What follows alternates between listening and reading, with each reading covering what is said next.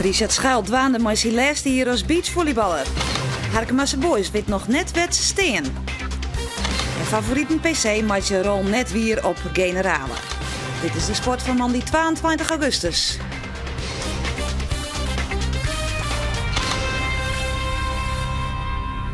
Goeien en welkom bij Boppenslag. Sneun wien de Iepen Nederlandse kampioenschap in skileriën over 100 kilometer in Haarlem. Ik daar een verslag van in deze uitsturing. En nog kwart waarom blikken op de wedstrijd van Cambuur in Den Bosch. Richard Schuil houdt na de Olympische Spelen op met beachvolleybal. Dat zei de oud-Leeuter Arroende weekend tijdens het NK beachvolleybal. Tegeer met zijn teammaat Reinder Nummerdoor koer er in Scheveningen voor de 5e keer op rij Nederlands kampioen worden. Alles stiet dit seizoen in het teken van de laatste Olympische Spelen van Richard Schuil en Reinder Nummerdoor. Ze matten bij de eerste zegtje op een groot ranglist steen, willen ze in 2012 in Engeland op een Spelen steen. Nou, we hebben voor de Olympische Spelen, dus dit jaar en volgend jaar, ongeveer 18 toernooien. En je beste 12 resultaten die tellen dan mee voor kwalificatie. Dus we hebben nu 12 resultaten staan. En met die 12 resultaten staan we 9e. En vanaf nu kunnen we misschien nog iets verbeteren. Dus ik denk wel dat we richting de Olympische Spelen heel goed ervoor staan. Ja. Doch zijn de resultaten op dit stuit net altijd even goed. Schuil en Nummerdoor hebben nog geen podiumplak op de World Tour. Ik heb ook heel lang met een blessures gekampt deze winter, dus ik heb niet ideale voorbereiding kunnen doen. Dus niet een goede basis kunnen leggen in het zand. En ik denk dat het ook zeker te maken heeft gehad dat we heel weinig samen hebben kunnen trainen van de winter. En dan nou als lied tussendoortje het NK in Scheveningen. Een toernooi in Finland waar het expres verlitten om bij het NK wezen te kennen. We moesten 2 keer verliezen om hier te kunnen zijn, dus we hebben 2 wedstrijden weggegeven. Ja. Het is vervelend, maar ja, soms moet dat. Maar na 4 titels op Riegen binden beide mannen vanzelfs de grote favoriet. De 38-jarige Schuil verneemt likwijls wol dat zijn leeftijd mooi begint te spelen. We spelen zo de halve finale tegen het jonge talententeam van Nederland. En die zijn aardig aan de weg aan het timmeren. Dus ik denk dat we echt vol aan de bak moeten om daarvan te winnen. De jongens hebben hard getraind, met ons ook. Dus we weten ongeveer wat ze kunnen. Dus we moeten vol aan de bak. En dat gaan we ook doen. En in de jonkies Brouwer en Meeuwsen hadden beide mannen het lastig. De jonge man liep je gretiger en zette de routiniers in de eerste set voort op hem F te staan. Het bleef de hele set close. En verrassend gaat de eerste set naar de jonge man. Schuil en Nummerdoor zitten duidelijk nog net in de wedstrijd en Schuil baalt als een stekker. Maar een stunt zit er net in voor de wel 15 jaar jongere jongens. In de tweede en derde set zetten Schuil en Nummerdoor de jongens wet te plak. Op routine weten ze de wedstrijd naar Harden te helpen. We raken ook niet in paniek als we dan die eerste set verliezen. Het is wel even frustrerend natuurlijk, want we hadden toch nog wel kans om die ook te winnen. Nou, dat lukt dan niet, maar ja, we blijven wel gewoon doorspelen. Het is niet zo dat we dan meteen de kluts kwijt zijn. Dat is denk ik wel een kracht van ons, ja, dat we gewoon door blijven spelen. En uiteindelijk vinden we toch een manier om van hun te winnen. De finale tussen Emiel Boersma en Daan Spijkers liep het net echt spannend te worden. Een dag eerder woen Schuil en Nummerdoor al van deze man in de pools.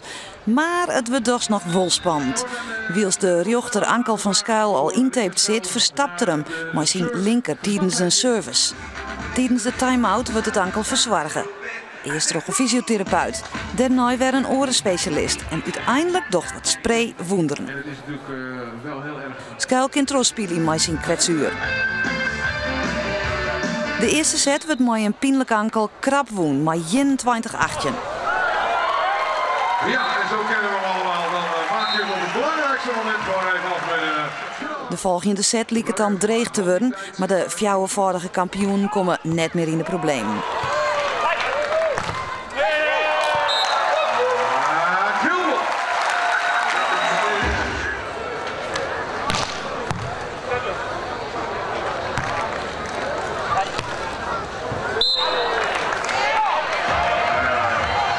Op de stand van 20-14 ontstiet er discussie. Nevens de tegenstander wie de bal in, maar de scheidsrechter houdt de bal uit. Intussen kopt een woeste Emiel Boersma de bal het stadion uit en krijgt daar een rode kaart voor. En zo worden Schuil en Nummerdoor alweer voor de 5e keer Nederlands kampioen. Het is meteen de wedstrijd afgelopen. En dat is niet zo leuk. Ik had liever de wedstrijd op een normale manier afgemaakt. Maar ja, het is zo, als je een bal het stadion uitschopt, dan krijg je rood. Dat is standaard. Dus ja. Maar ja, dat is 20-14. Dus eigenlijk maakt het niet zoveel uit. weer een record erbij. Leuk. Het is altijd leuk om te hebben, toch? Is het dan je laatste NK, je laatste Nederlands kampioenschap? Ik denk dat we volgend jaar nog 1 keer meedoen als afsluiting. En dan, daarna zetten we een dikke punt erachter. Zien haast meer spelers op de tribune als op het veld. Harkemasse Boys is snunt met die begonnen onder de topklasse, maar een wedstrijd in Katwijk. Maar totdat ze zoveel spelers misten, had trainer Wiep Rodenhuis nog geen idee waar zijn ploeg nog eens stiet. Wiep Rodenhuis mist in het vooral 3 nieuwe spelers met Eleveld, Daguti en Pannenkoek. In de warming-up jek het Hooiveld ik nog eens aan. En dat overmaat van ramp maar Adam Jeni ik net maar van. Adam Jeni zijn spelerspas is verlopen. En laten we het hier maar bij houden. Vind je dat niet dus is het? Nee, dat is klaar zo. Okay. En dus mist Harkema 4 spelers, maar eens mag je er nog in bij tellen. Manik Skolder kwam oer van Veendam als opvolger van Martijn Barto. Een topspits, heel Harkema blied. Maar Kolder kreeg een aanbieding van de eerste divisieploeg Go Ahead Eagles en hij vertrok. Dus matten de boys op zoek naar een nieuwe spits. Nee, dat wordt heel moeilijk. We kunnen alleen nog wat bij betaald werden. We zijn bezig met PS-spelers. Ik denk wel dat er een week wat bij is. Of jij er al, want na de wedstrijd wordt bekend dat Rob van Bunderen oerkomt van Twarreklosser WV HEDW uit Amsterdam. En toch zullen ze op zoek naar nog een spits. Sabine zal het wanen maar een spits uit het betellen voetbal, maar daar moeten we nog even niet hoe zitten. Gelukkig had Rodenhuis voor deze wedstrijd al een orenoplossing. Ja, en Oebelen, je mag hem niet vergelijken met Messi, maar Messi die staat op papier ook in de spits bij Barcelona. En speelt er nooit. Dus als Oebelen het op dit niveau op die manier kan invullen, dan ben ik er heel blij mee. Maar nog een nieuwe spelers in de selectie zullen de boys de topklas zien. Belangrijke spelers als Mart Dijkstra en Martijn Barto verlieten de club. Verliezen hier eindigen de boys als tiende. Maar wat is nou de doelstelling? Ja, dat moet ik dus zeggen. Ik ga alles worden op herhazen, maar ik denk, ik ga er zelf uit. Handhaven is heel mooi, maar ik ga in ieder geval uit voor het linkerrichtje. En dat houdt in bij de eerste 8 in de topklasse.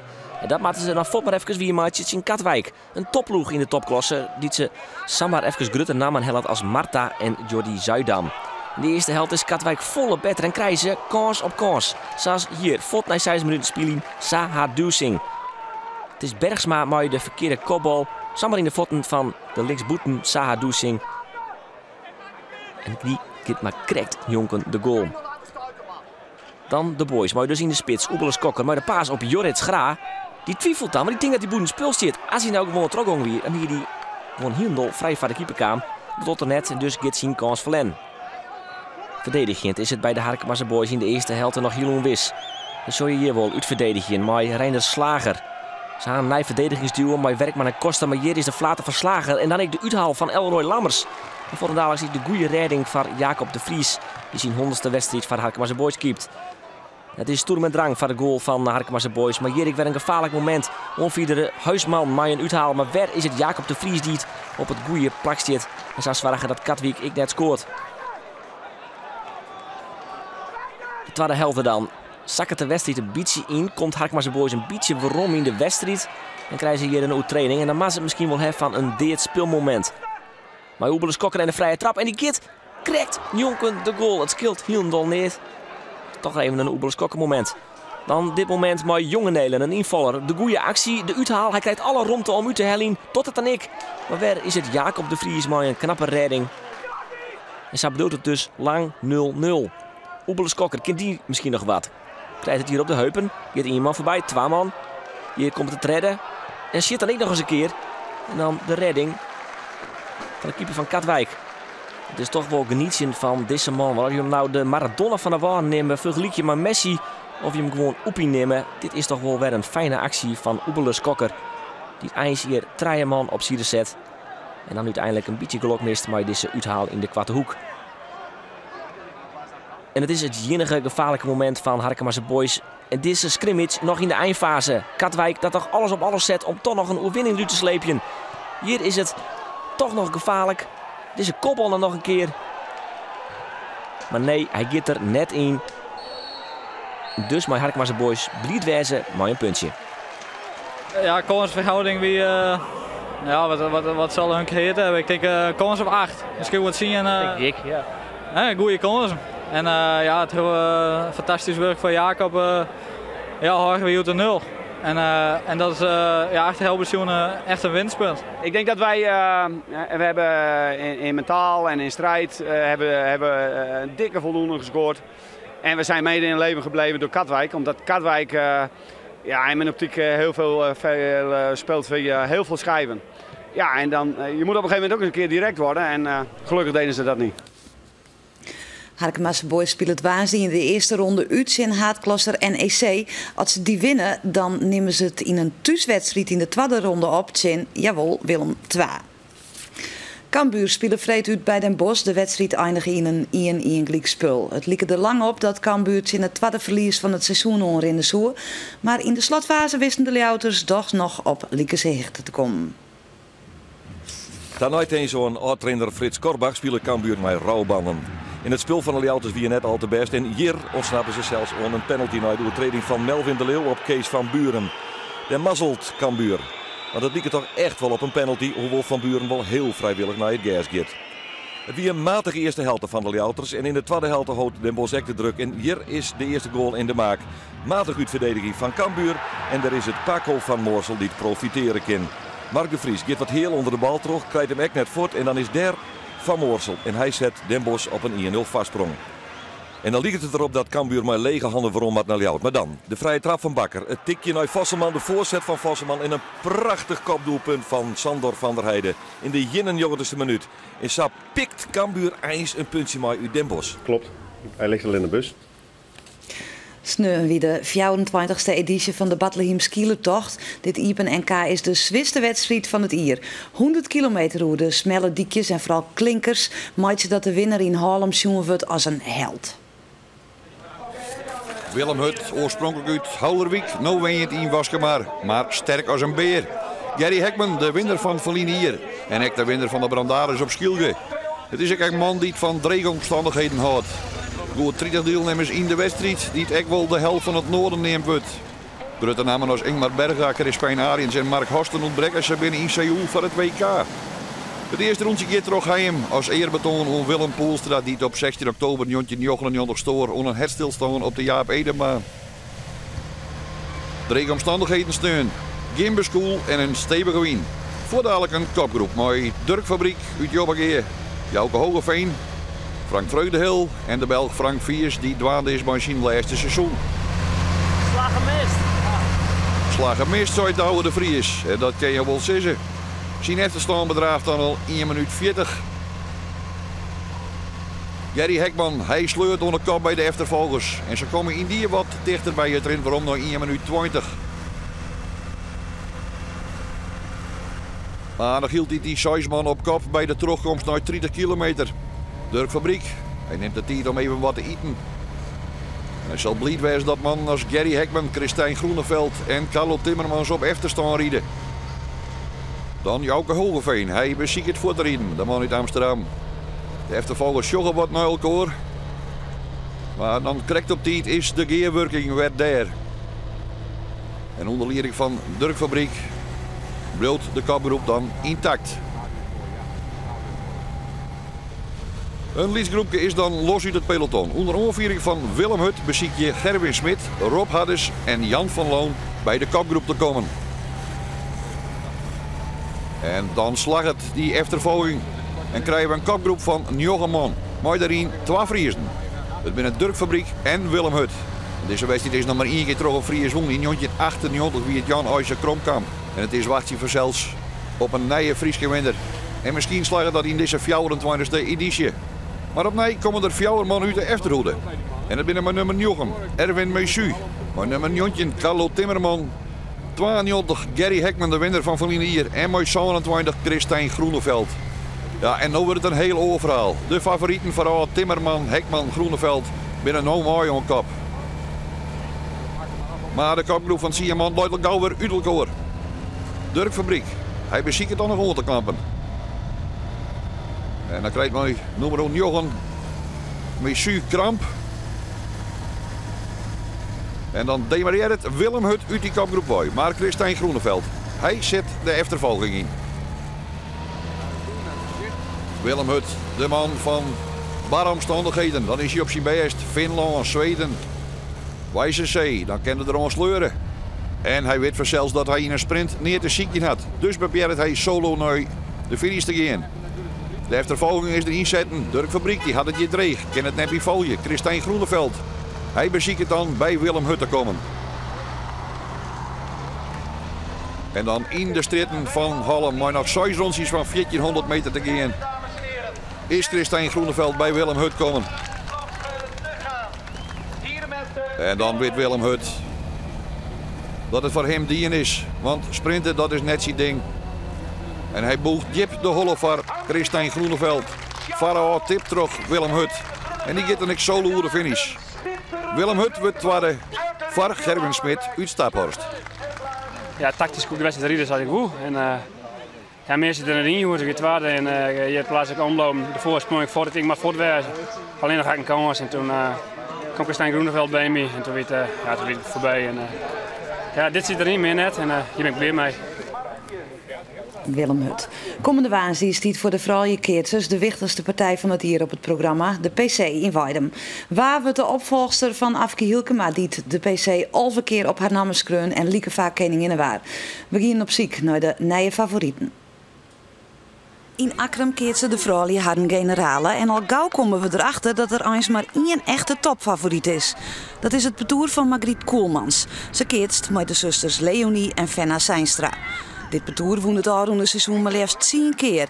Uw vraag is dus, waar zal deze vrouw die van de oerwinning aanhouden? Of is dat een illusie? Nou, dat mag zeker kennen, maar het wordt wel dreig natuurlijk. Maar we hebben het vreet ik dien, dus het kan wel. Nou, dan moet zij wat mindere dagen hebben en de rest die moet dan pieken. Nog meer menings. We treffen Afke Hielkema dit hier ophouden, maar de koninginnen van het keertsen. Eerst even, mist het keertsen ik? Nee, ik merk nou hoeveel tijd ik erin stutsen heb. En ik in een holle best er altijd mee aan de gang. En ja, dan valt nou gewoon in een hele hol even, maar dat bevalt me prima. Ze volgen het wol en traint ik parcours. Dus Afke, hoe komt het waans waar wint?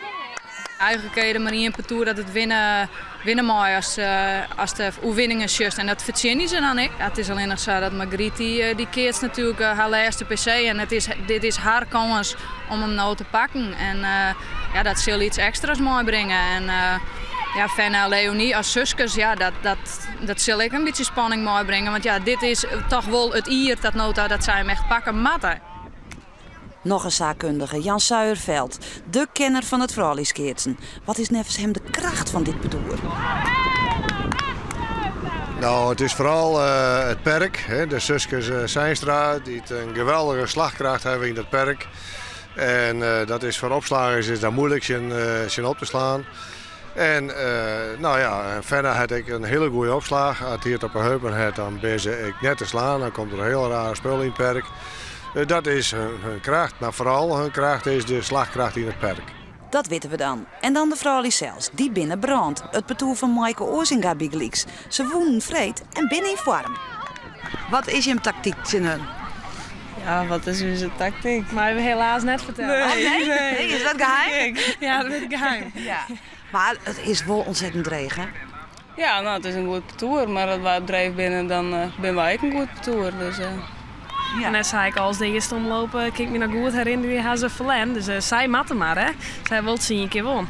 Druk lijkt bij hun, net bij ons. En ik hoor binnen optimistisch.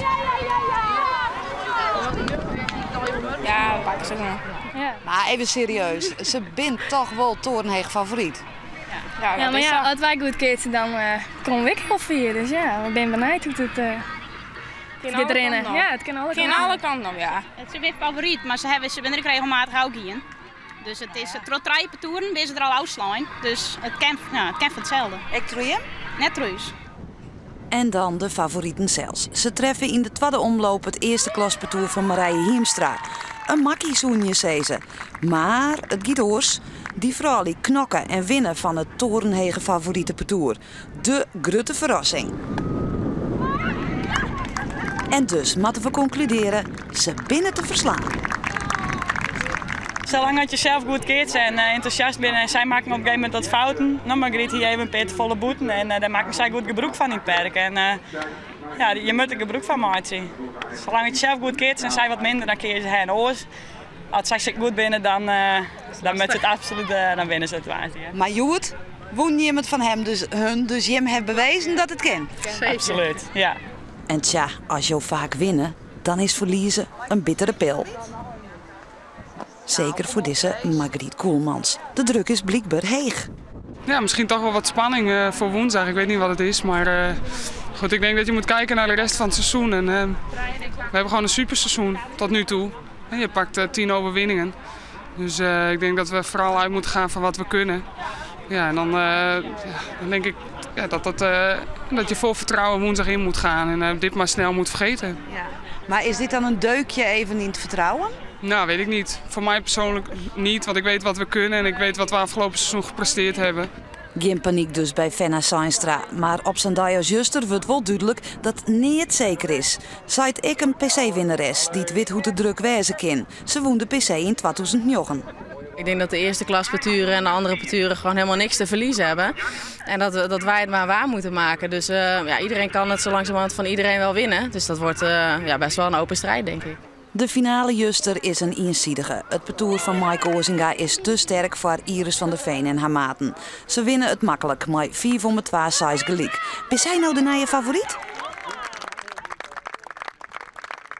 De druk die loopt nog steeds bij hun. Zij nog steeds 10 keer woen en daar zit wij nog lang net om. Dus de druk loopt bij hun. Maar de varmidder? Maar de varmidder, daar gaat het om. We zullen waanzin zijn. Die Frolies PC wordt waanzin trouwens de hele dag live volgen bij ons op internet. Via Omroep Live, hoe je dus niet te missen van de Frolies PC.